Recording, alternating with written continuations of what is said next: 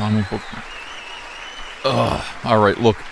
Welcome to Comic Artist Pro Secrets. I'm Ethan Van Sciver, most trusted member of the media, 30-year veteran of the comic book industry.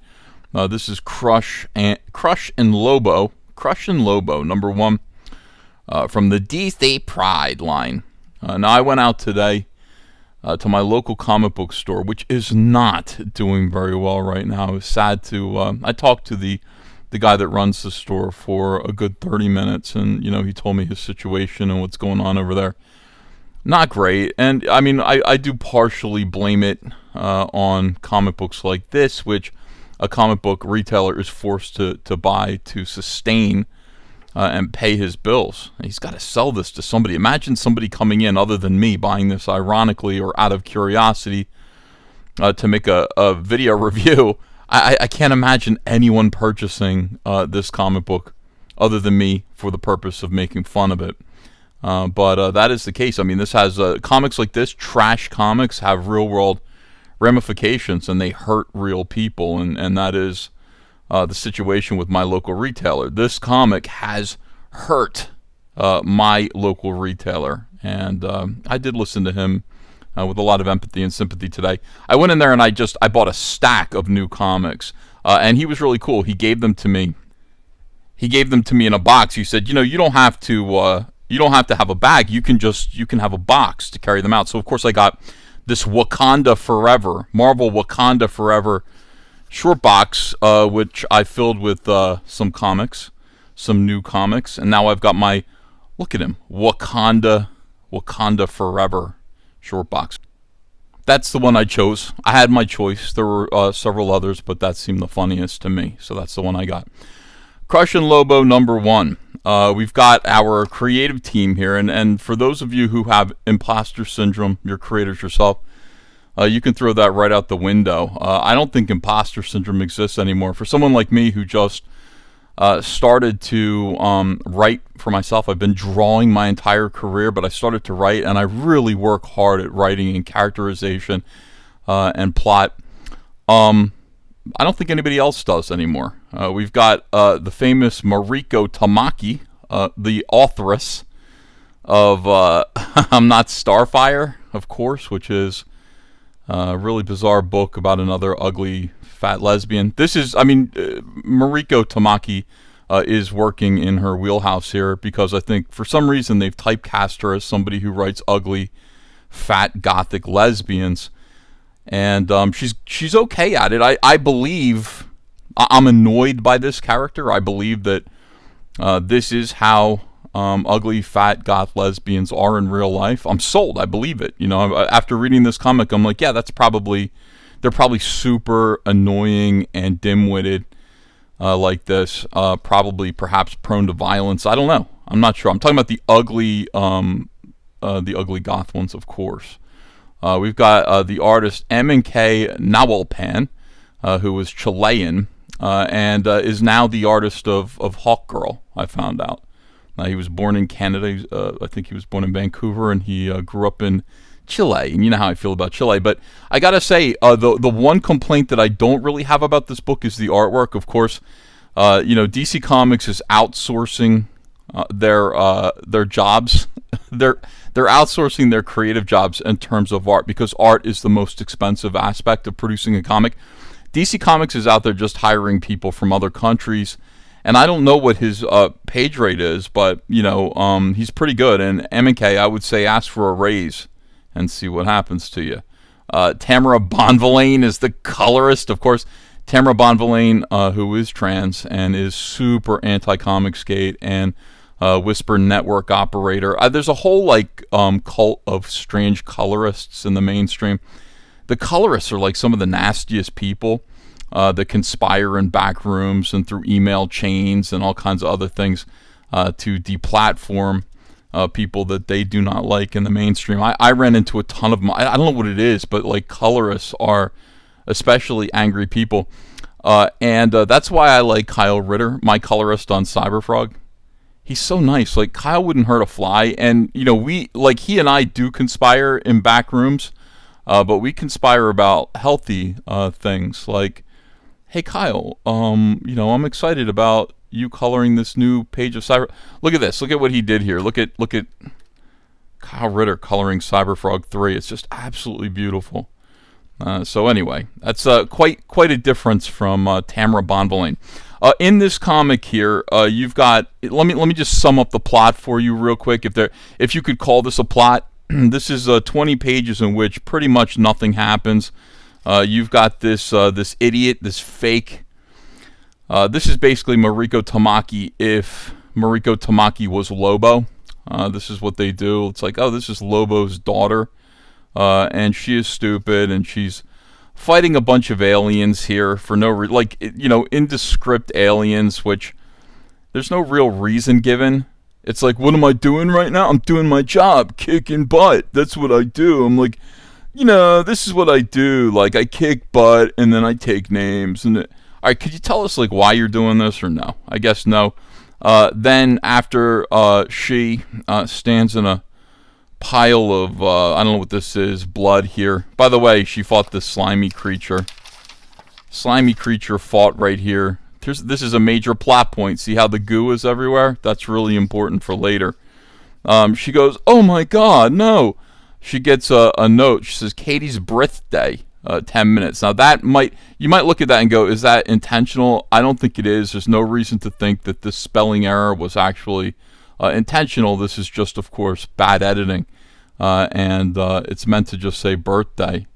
It doesn't say, nothing else is misspelled there. First, I looked at that for a long time and I went, is that like funny because maybe she's stupid? Like, maybe she doesn't know how to spell birthday. But no, everything else is spelled just fine. There's no other further evidence or reason to believe that this person is, unable to spell things. I mean, clearly she does have a low IQ. Again, the art is okay. It's just that the character... Let me just praise the art for a minute here, because I'm an artist and I don't want to run K down at all. I really like this sequence here. I like the car chase. This is fine. This is great right here with the dog in the neighborhood and the scurry and all that stuff. That's fantastic. The art's fine. I mean, I just feel bad that he had to draw this. So she shows up at, I guess, her girlfriend. The joke is that her girlfriend is kind of straight-laced, fat, white, blonde girl. I don't understand. Oh, here she is here. The perfect outfit. She's in her pajamas. Too lazy to get dressed for her own birthday. It's funny because... Oh, God. It's funny because, look at her parents. Like, her parents look like zombified clones. Like, they're just like... I guess that's a joke. Is that a joke? Is that funny that her parents are being super, like, nice and polite, inviting and welcoming to this hideous wretch who is in a lesbian relationship with their daughter, who doesn't appear to really have any signs of mental illness except that she won't, like, get out of her pajamas, and she's kind of fat. But other than that, by the way, this right here, this is the this version of the Justice League is that we're not paying anyone royalties, Justice League, I believe, because these are all kind of like a Copyright Act of 1976 replacement versions of their heroes. You've got Jonathan Kent bearing no resemblance or relation to Superman from Action Comics 1. You've got fake non-binary Flash. I don't know who this character is here. Oh, thank God. You got Brazilian Wonder Woman, who is no relation to Diana, and therefore the Marston family isn't entitled to anything. You've got fake Batman here. You've got... there's Grifter in here? That's great. I want to be the only Grifter in the room, but there's Grifter. Anyway, that's what that is. They're all just replacement fake heroes. All right, so the whole thing with this story is she ruins the birthday. Ha ha ha, it's funny. And the pink slime on her shoes nearly kills everybody at the party. And then her girlfriend breaks up with her for that. It's like, didn't you know you were dating like Lobo's daughter, like a bounty hunter who might... No, there's no understanding here. As quick as that. The dialogue is super annoying. There's a lot of just, look, I'm kind of upset because my birthday is kind of destroyed. And maybe if you can't be nice, I'm not blaming you. I just, period. So there's a lot of like kind of, I don't know what this is. I'm not sure what this kind of dialogue, what you would call it. It's millennial speak. It's a lot of, what? I just like kind of like, like. All right, so anyway, skip a few pages. Lobo goes, hey, I'm in prison, but just wanted to say hi. And there you go. I think that's pretty much the book. Yeah, Lobo. Here's Lobo. So Lobo's in prison, and he basically he FaceTimes his daughter.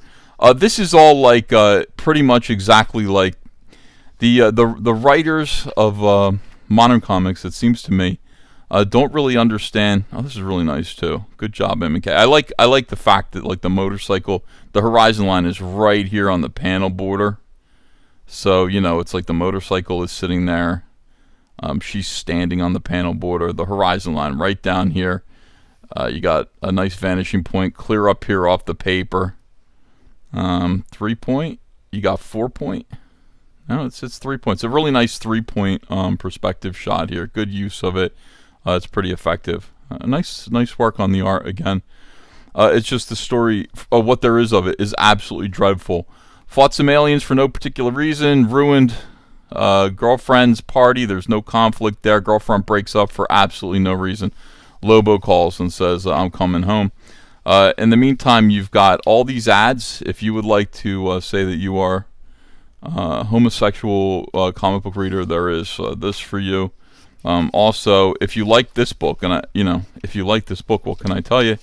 There are all these other gay characters that you can read. There's Batwoman, Poison Ivy, and Harley Quinn, Midnighter, Fake Flash, Jess Chambers here. Jess, like is that Jesse or Jessica, or is it Jesse, like a guy? That's the question. You've got Green Lantern, who was a character that the original Green Lantern, who DC kind of slowly decided to make gay. He wasn't, but then they made the Earth 2 version of him gay, and then they just went all in. So the regular version from the 1940s is not gay. Dreamer, The Question, Renee Montoya is also gay. And, of course, Aqualad and Pied Piper. A lot of gays in this book. So if you're interested in reading about gays, this would be it. I did buy this as well because it was on the stands there still. He still had copies of it out. Poor guy. Like, he had stacks and stacks of DC comics out there that were just, they just look like complete and total trash. Also, Star Wars comics. Tons of unsellable Star Wars comics. I did buy a few of those. We'll get into those. Anyway, I feel like having read this comic, and to be fair, it's... Oh, look at this. Ugh.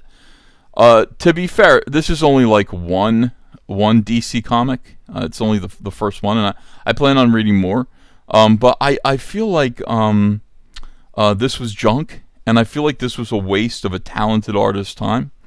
I feel like DC Comics should actually create some good action comics for this artist to do.